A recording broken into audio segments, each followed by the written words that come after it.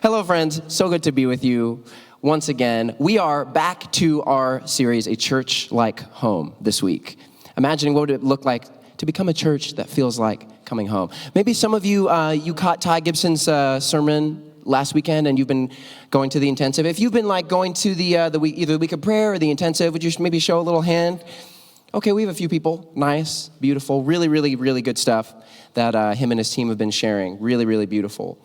But I'm excited to dive back in, so we are going to get rolling. Let's pray. Jesus, thank you so much for your love today. Thank you that you are so good. Thank you that you are home. Would you be with us now? We pray this in your name. Amen. I want to share with you all a story of world-renowned chef and humanitarian Leon Arts. Now, Leon, he's an interesting guy. He has an interesting story because he sort of became a renowned chef in Europe, maybe about like 15, 20 years ago. And he decided he wanted to use a lot of the money that he had made. He became pretty wealthy. He wanted to use a lot of the money that he had made to give back. And so he decided to go on a trip to France, to a little town called Calais. I think I'm saying that right. I'm not French, so I'm not sure. But we're gonna go with it. He went to a little town called Calais. Now, Calais is a port city in the north of France. I think I have a little map of it. Is there a map in here? Maybe. There might be. Aha! Here it is. So I have a little map here showing Calais is kind of a port city on the very tip of France, kind of right just a little ways from the UK. And a lot of people traveling to the UK, they go through the port of Calais. And Leon found himself in Calais in 2015, right in the middle of sort of a humanitarian aid crisis, right during the European migration crisis, where a lot of people, they were leaving their original countries due to warfare, poverty, for a better life. And he ends up in this place called the jungle of Calais. Just horrible living conditions, and he describes him and his team getting there, dropping down and walking through this city, this shanty city of squalor and poverty. He describes how there were just dozens, hundreds and hundreds of children without parents. They didn't know where their parents were, just living in these shanties, these tents, terrible conditions. And just the absolute horror of what it was like to live in such close quarters with so many people. At its height, most people estimate that it had around 10,000 people in this shanty town called the jungle of Calais. So Arts, he describes his team arriving, and they set up this sort of like food bank area where they're feeding these people breakfast every morning. They set up this kitchen. And quickly they become overwhelmed. It's just too much for their team to handle. And they're making this sort of, what he describes as this local cuisine called spicy eggs, where it's a bunch of eggs and some spices mixed together. And it's kind of this French dish that they would make for the people there. But he describes how quickly they realized they were overwhelmed because they had a small team and they realized it just wasn't going to be enough. And he remembered feelings of overwhelm and despair, feeling like, man, there's no way we can feed these people. They had up to 600 people coming for every single meal, breakfast, lunch, and dinner. And then the next day, 700, the next day, 1,000. And it just kept growing and growing. And their small team just simply couldn't feed everyone. And so he describes walking through the shanty town one night and stumbling across this 15-year-old boy who introduced them to some of his friends, some of the people there. And he describes how when he meets them, they gathered him together and they said, hey, come follow me. We want to feed you. And he was like, what? You want to feed me? And they said, yeah, we want to share some food with you. So they shared a meal with him out of the absolute nothing, borderline nothing that they had. They shared a meal with him, and he describes feeling completely overwhelmed. And he says this quote, he gives this TED Talk where he shares a story, and he says this quote I want to share with you. He says, in a world where the growing gap between human beings is ever wider, sharing a meal has the power to shift our perceptions, to expand our views on equality and connection. The simple act of inviting others around a table has transformative powers. And that really spoke to me because I couldn't help but think, These people who basically have nothing are willing to give it up just as a sheer act of compassion. He describes the joy and the happiness on their faces as they shared what little they had, and it changing something within him. Now, this story is a reflection of a truth that I think we find in our story in the text today. Art's experienced a little glimmer of the power of sharing a table. Now, I want to read our text for today because I believe it has something important to teach us about the power of meals and tables. So we're going to turn to 2 Samuel chapter 9, verses 6 and 7. I'm going to read it from the book.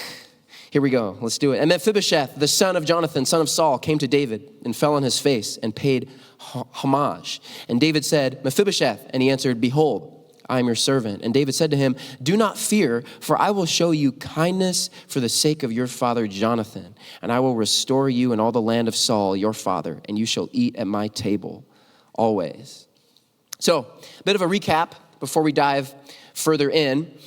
During this point in the story of David, maybe some of you know, if you've been in church a lot, you grew up in church, you know the story of David. It's a classic one. You know, a quick aside, I really wish that they would make like a super solid, like HBO level or like, you know, Netflix level, like show of like the life of David. It would be sick. I feel like it would be super, super good. But there's so much raw material. It would be hard to do it well, right? Because there's a lot of like questionable stuff in that story. David, he wasn't always the best guy. But I feel like if they did it well, I would watch it. But a little recap on the story of David. This point in the story, Saul is at war with the Philistines. Now, the Philistines, they were like the arch nemesis of the country of Israel. So Saul's at war with the Philistines for a long time. He's been fighting back and forth. This is the same Philistines, the same group of people that David, as a younger man, maybe like 10, 15 years earlier, he had slain their champion, Goliath. Classic story. So, all these years later, Israel's still at war with the Philistines. Now, the war's not going well for Saul and for Israel, and we reach a point where they have this final kind of climactic battle, and Saul and all of his sons, including David's best friend Jonathan, all die in this final battle. And 2 Samuel chapter 4 tells us the day that this happened, chaos breaks out in Gibeah, which was the capital where Saul had set up his capital city. And all of his people, all of his family, they fled in a panic. And the reason they fled is because often in this time period, when an army would conquer another army, especially if it was in their homeland, they would either sack the capital city, which is like destroy it, burn it to the ground, plunder it, steal everything, or they would completely take over that capital city and make it their city. In this case, the text tells us they made it their city. But often, at least it was customary for an invading army to just execute and murder the entire family of the previous monarch. Because of course they didn't want, like a revolution to happen. You want to just nip it in the bud, make sure there's no chance for a revolution. So they're doing this, and the story, chapter 4, tells us of Mephibosheth, how his nurse, she grabs him in this hurry, in this haste, in this chaotic movement, and she's running out the door, and she trips, and she drops Mephibosheth, the grandson of Saul, son of Jonathan. She drops him and breaks both of his legs. Now, in a time period where they didn't quite have the medicine that we have today, breaking both of your legs was like a big deal. Because they could try and set the bones, but especially if it was a compound fracture, there was pretty much no way for them to heal it like back to original, So Mephibosheth becomes a cripple. He becomes kind of an outcast in society because in this time period, whatever affliction happened to you physically, often people viewed it as kind of divine punishment, divine retribution. So after this defeat, David, he goes on to unite Israel and defeat the Philistines. And this is where we pick up our story in verse 7. I'm going to read it again for you. And David said to him, do not fear, for I will show you kindness for the sake of your father Jonathan, and I will restore to you all the land of Saul, your father, and you will eat at my table always. Man, I love this story. And I love this verse so much. And often we talk about, I got the word kindness highlighted for y'all. Often we've talked about before these Hebrew words that when we read them in the English, they just sort of say a word, but really there's a whole iceberg, there's a whole wealth, there's a whole basket of bananas worth of value beneath. Man, I really liked that metaphor, basket of bananas. I felt good about that one. There's a whole wealth of meaning beneath. And this is one of those words, because in the English it translates as kindness, but in the Hebrew, it's a word, maybe you've heard before, maybe not. It's a word called chesed. Can you guys say that? But you got to give it a little guttural with the throat. Chesed. Nice, beautiful, chesed. It's another one of those really, really rich words. It's probably, many scholars argue that it's probably the most important word in the Old Testament. It has a lot of meanings, but really, when it comes down to it, it sort of has this kind of idea of steadfast love, loyal love, this covenant love. Sometimes it's translated as loving kindness. This is my translation at the bottom here. A love that makes a promise and keeps it. A love that makes a promise and keeps it no matter what. And what we find throughout the story of the Old Testament is that this word chesed is actually the way that God describes his own love. We see this in the Exodus story where God actually encounters Moses on the mountain, and Moses sees God, and God comes down on this mountain. And it's a really weird text in Exodus chapter 34, where it says that God proclaimed the name of the Lord. He proclaimed his own name. And this is what it says. The Lord descended in the cloud and stood with him there and proclaimed the name of the Lord. The Lord passed before Moses and proclaimed, the Lord, a God, merciful and gracious, slow to anger and abounding in steadfast love and faithfulness. So God, when he's describing himself, his own name, his own character, he says that who I am is chesed, a love that keeps its promises. So it's interesting then that David, he goes looking for the family of his enemy to show chesed. He goes looking for the heir of his arch nemesis Saul, the man who hunted him for years trying to murder him, just to show him chesed. Now, you would think that after securing the kingdom, David would try and eliminate any threat, right? This would just be wise. This would just be wise practice. He would try and nip it in the bud. He would make sure, right? Because if he left any of Saul's heirs alive, then they could potentially create a rebellion, right? They could potentially create a secret coup against him. They could potentially stir up the whisperings and say, he's not the rightful king, I am. So by keeping Mephibosheth alive, David is actually endangering himself. It's in his best interest to have this man executed, or at the least, just to keep him as a little slave in a dungeon somewhere and have him never be heard from again. And Mephibosheth, he seems to know this. Look what he says in verse 8 here. And Mephibosheth, he paid homage and said, what is your servant that you should show regard for a dead dog such as I? So Mephibosheth knows his status. He knows it's up. He knows what's going on. He believes and he thinks that when David calls him to the palace, it's to die. It's either to die, to be executed, or to be a slave somewhere, or to be in a prison for solitary confinement for all the days of his life. Because this is just how the world worked. This is what monarchs did. And yet, man, watch what David does. Let's read it, verse 9 to 10. And the king called Ziba, Saul's servant, and said to him, all that belonged to Saul and to all his house, I've given to your master's grandson. And you and your sons and your servants shall till the land for him and shall bring in the produce that your master's grandson may have bread to eat. But Mephibosheth, your master's grandson, shall always eat at my table.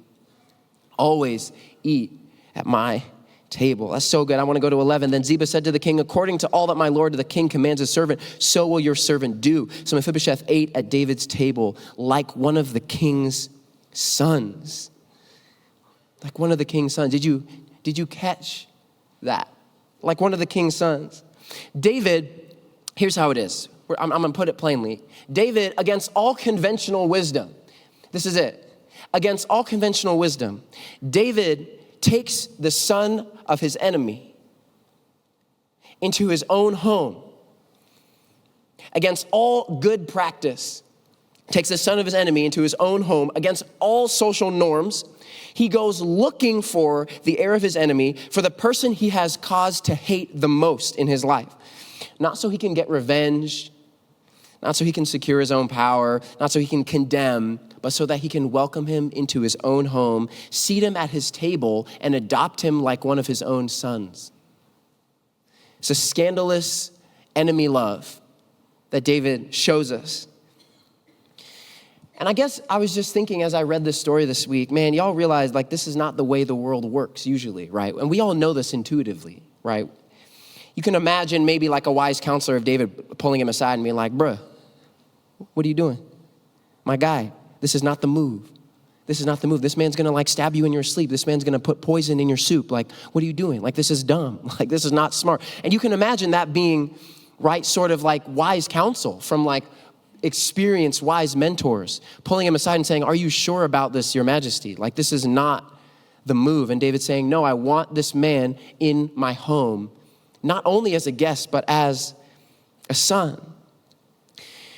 And to be honest, I'm just gonna let my guard down and just be vulnerable with y'all. Like this week I was reading this story and this was a hard one. This sermon was a bit of a wrestle. And the reason is because I just couldn't figure out like why David would do this. Like it makes sense. It's the Bible, you know, it's a typical Bible story. It's like, oh yeah, it makes sense he would do this. But still, like if we're being real, like if it was you, if it was me, I just feel like for me, I would be like, well, I can forgive him, but he can like sleep in another house that's not mine, right? And often I think that's what we struggle with, right? When we're harmed by someone or we have relational tension with someone, we struggle with that balance. What does loving my enemy look like, right? What does loving someone who's harmed me look like? What does forgiveness and reconciliation look like? And I think it's a topic that's worth discussing, and it's a nuanced topic. Because often I think forgiveness and reconciliation are two different things, right? Like you can forgive someone fully, have total forgiveness in your heart, be totally free, and yet still there's not relational reconciliation, right? And you can even set a boundary and decide, I don't think there's going to be relational reconciliation because of potential harm that may happen to yourself. I believe in that. I think that's healthy. But at the same time, David, he doesn't do that, which is challenging for me because I think in the real world, like people hurt us, like we're hurt by people. There's relational tension, right? It's challenging for me. So I wrestled this week. I was like, man, I'm struggling, man. God, like, of course, this is what to do, but this is not. I don't want to do that. Like that's hard. But as I wrestled, as I was thinking, as I was pondering, I realized, just to myself, like, I think the only reason David could do this was because he had experienced the chesed of God in his own life. I think the only reason that he could show loyal love to an enemy was because he knew that he had been loved with a loyal love when he was the enemy of God.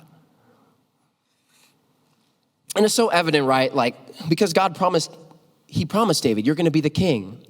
David's like, oh, okay. But then it was years, right? He's on the run. He's hiding in caves. He's sleeping outside in the rain, in the mud. I was about to say snow, but this is the Middle East, so there's no snow. And you guys don't know what snow is anyway, right? No, just kidding. I know it gets cold here. I know there's some snow. I'm not ready for it. I don't really know what it's going to be like. So I don't know how to dress. I don't know what clothes to buy to prepare. So you guys are going to have to inform me when I get there, when we get to December. But David knew. He knew the struggle. He'd been through the journey. He had slept outside. He had been in the cave. He had been on the run, on the hunt, and he had messed up a lot. And still God had been faithful to him.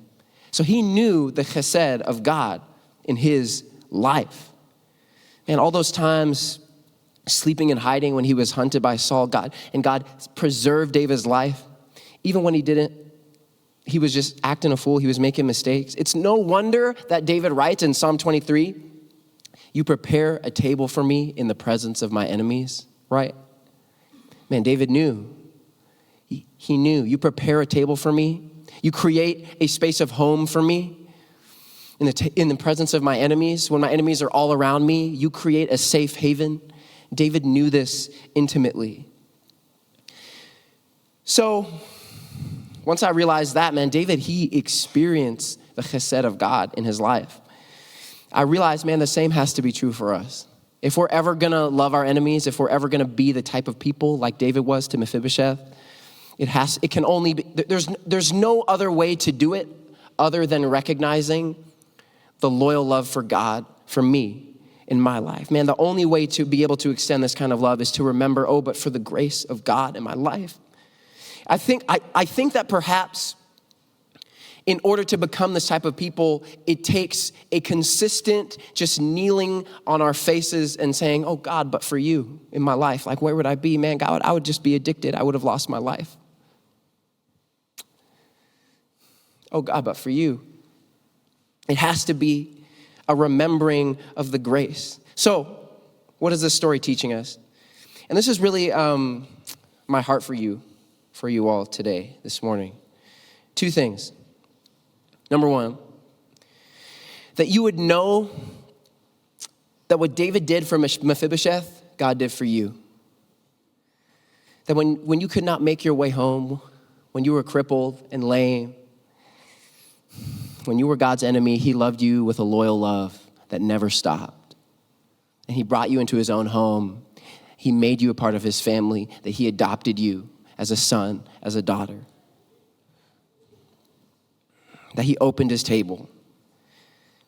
And number two, that we would recognize that once we experience this chesed of God, this loyal love, that it has to become embodied in our actual lives towards not only the people that we like, but actually towards the people that we have tension with, disagree with, and hate the most.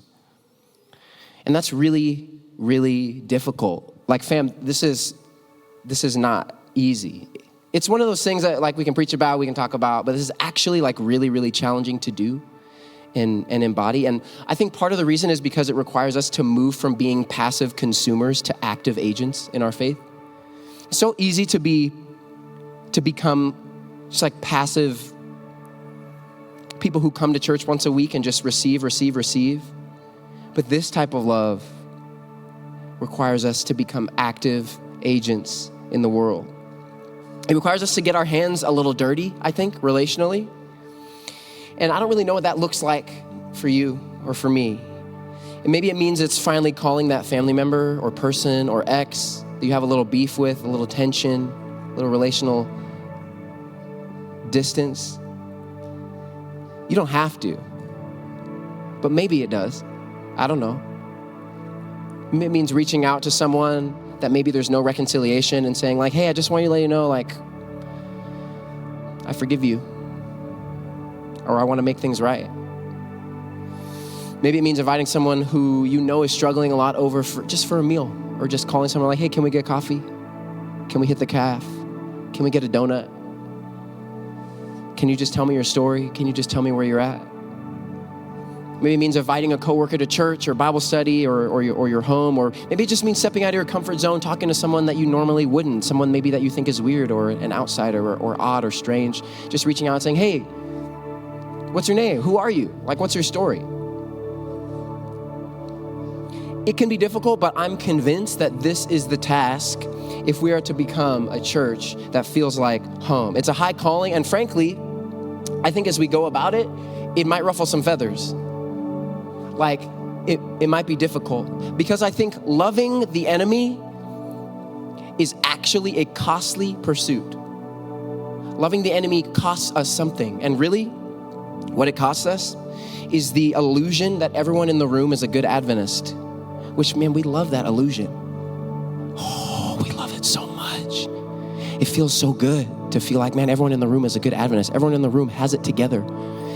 And that's the hard thing about this, is it will actually cost us that if we're able to extend this to anyone that we have tension with, anyone who's struggling, anyone who's in between, anyone who's on the margins, and to say, hey, would you come? Would you be a part of this place?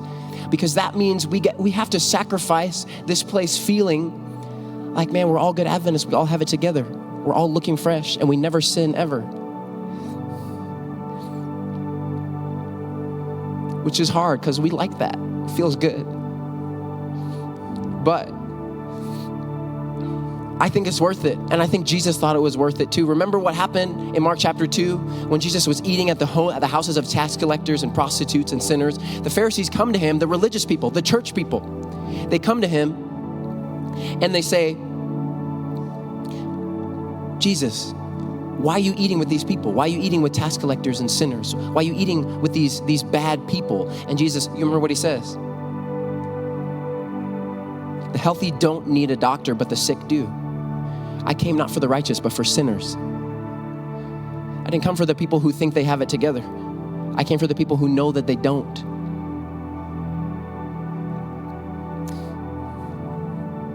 One of my favorite Japanese authors, he tells the story of the Viking Thorfinn.